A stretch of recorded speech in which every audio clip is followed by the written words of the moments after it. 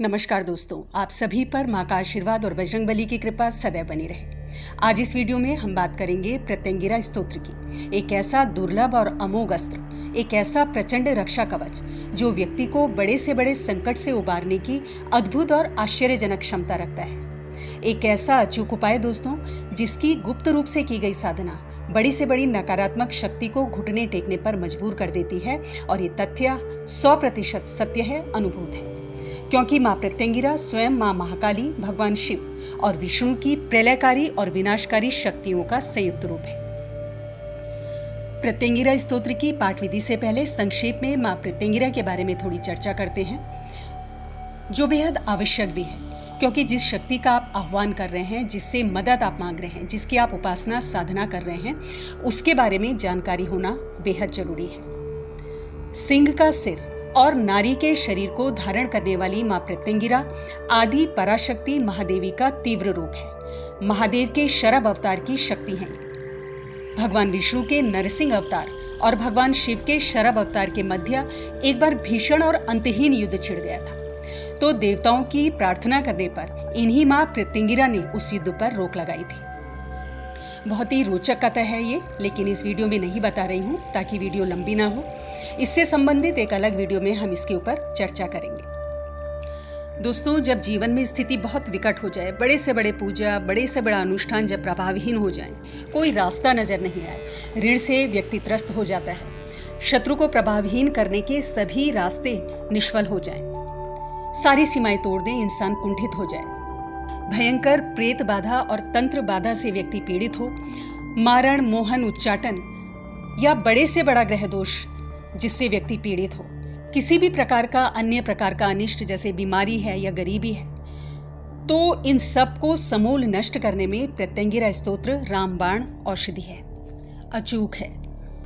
अधिक क्या कहें, देवराज इंद्र जब राक्षसों के हाथों पराजित हो गए थे, उनका इंद्रासन छिन गया था, तब प्रत्यंगिरा प्रयोग से ही उन्हें वापस राजपद की प्राप्ति हुई थी। इसके अलावा प्रत्यंगिरा स्तोत्र का पाठ राहु दोष और सर्प दोष से भी मुक्ति दिलाता है। तो आइए अब जानते हैं इसकी पाठ विधि। बेहद सरल है। सुबह सर्वप्रथम आप स्नान करके स्वच्छ वस्त्र धारण करेंगे। वस्त्र लाल रंग के हों और आपका जो आसन है वो भी ऊनी लाल रंग का हो। अब आपको सर्वप्रथम अपने घर के मंदिर में माँ प्रत्यंगिरा की मूर्ति या तस्वीर स्थापित करनी है। अगर आपके पास मूर्ति या तस्वीर नहीं है तो इंटरनेट पे माँ की तस्वीर उपलब्ध है, उसका प्रिंट आउट निकलवा लें।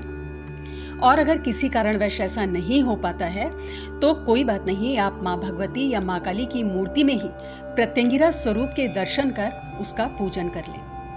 आप माँ प्रत्यंगिरा का पंचोपचार पूजन करें, उन्हें धूप दीप अर्पित करें, तिल के तेल का दिया उनके समक्ष जलाएं, अर्पित करें, पुष्प अर्पित करें। लाल रंग के पुष्प हो तो बहुत उत्तम है। भोग माँ को अर्पित करेंगे। गुड़ का भोग माँ को बेहद प्रिय है, तो गुड़ का भोग लगाएं। तिल के लड्डू प्रिय है माँ को, तो तिल के गुड़ वाले लड्डू माँ को अर्पित कर सकते हैं, तो वो अर्पित करें।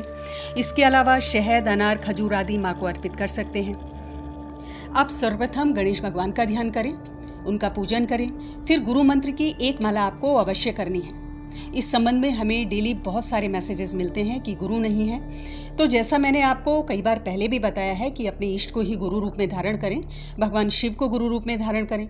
और दोस्तों, गुरु मंत्र और गुरु में अटूट श्रद्धा और विश्वास का होना बहुत जरूरी है, क्योंकि गुरु मंत्र ही वो कवच है और गुरु की ऊर्जा ही वो ऊर्जा है, वो शक्ति है जो देवी देवताओं की असीमित ऊर्जा को संतुलित करती है आपके लिए।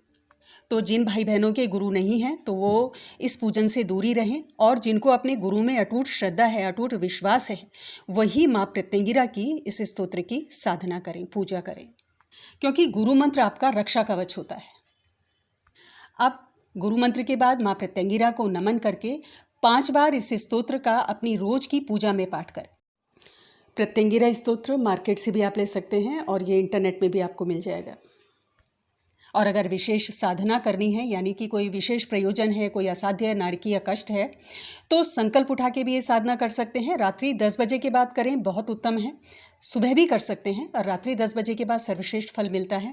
रोज 21 बार 21 दिन का संकल्प उठाकर आप इस स्तोत्र का पाठ करेंगे, प्रत्यंगिरा स्तोत्र का, और आप खुद ही इसका चमत्कार देखें। ज़्यादा क्या कहें, आपके जीवन की जो रुकावटें हैं, सारी बाधाएं हैं, वो खत्म होने लगेंगी और पहले दिन से ही आपको इसका प्रभाव अनुभव होने लगेगा।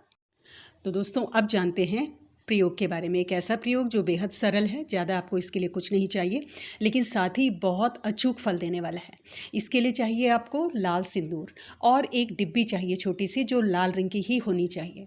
अब आपको क्या करना है कि उस लाल सिंदूर को उस लाल डिब्बी में डाल दें और अपने पूजा घर में रख दें जब आप पूजा के लिए बैठ रहे हैं। जब आप प्रत्यंगिरा स्तोत्र का पाठ कर लेते हैं तो माँ प्रत्यंगिरा से प्रार्थना करें कि वो अपनी ऊर्जा का एक अंश इस सिंदूर में डाले।